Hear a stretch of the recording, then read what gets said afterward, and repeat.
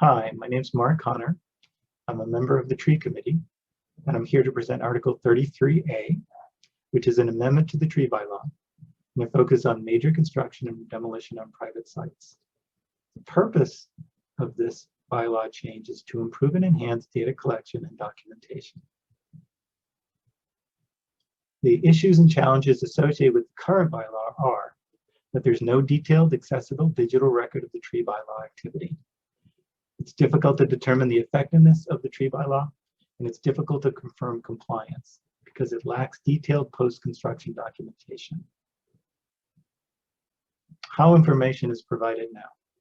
What you see on your screen is a typical site survey, which shows new construction in terms of a proposed new home and the surrounding site. And on that site, it indicates trees and other geographical information. And what we have to do when we receive this information is use this as the basis of our understanding of how the bylaw will apply to that site. So what you can see here is a series of circles and X's, which are indicating the trees that are existing and will be removed. But that's basically all the information that we get for this process. So it's very limited in terms of graphical information. And it's also very difficult to access in the long term, because this is really just a graphic representation. There is no accessible data that's easily retrieved online.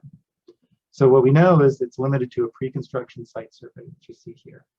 It's also difficult and time-consuming to interpret and sort this information because, again, it's just a graphic representation on a site plan.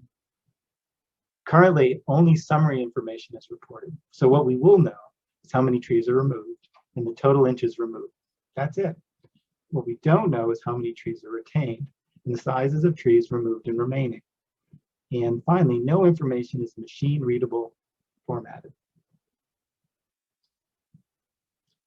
So here's the type of information we would like to have, and what we need to have a fully implemented and effective tree bylaw. One, we would need all the information about trees on each site to be itemized in machine readable form, pre and post construction tree removal in terms of documentation. And all of this can be achieved using the town's online permit system called Viewpoint. Here's a sample of the tree data sheet that we proposed. So you can see the white sheet here shows a bunch of information in terms of DBH, species, inch setback, removal. All that information is very helpful in terms of understanding how the bylaw is implemented per site and how effective it is over the entire community. On the left-hand column where the numbers are, those numbers would be related to the site survey, which we showed earlier. So we can identify where on the site each tree is located. So to simply summarize, embedding into an online permit application, which this would be, simply formatted spreadsheet so anyone who's applying can easily input the information by using the survey and just plugging in the information. The numbers are keyed to the site survey so you can identify which tree and where it's located. And finally, data inputs are digital, sortable, and accessible. Article 33A, summary. So basically, there's two elements to this article. A is to require the owner of a property at which major construction or demolition is planned to submit itemized detail information, which we just discussed. And that happens in a pre-construction format. So initially, with the submission of the building permit, for all trees over 6 inches DBH or larger on the property, and at post-construction, at the completion of the work at the property, for all remaining trees 6-inch DBH or larger on the property, and for trees planted as mitigation.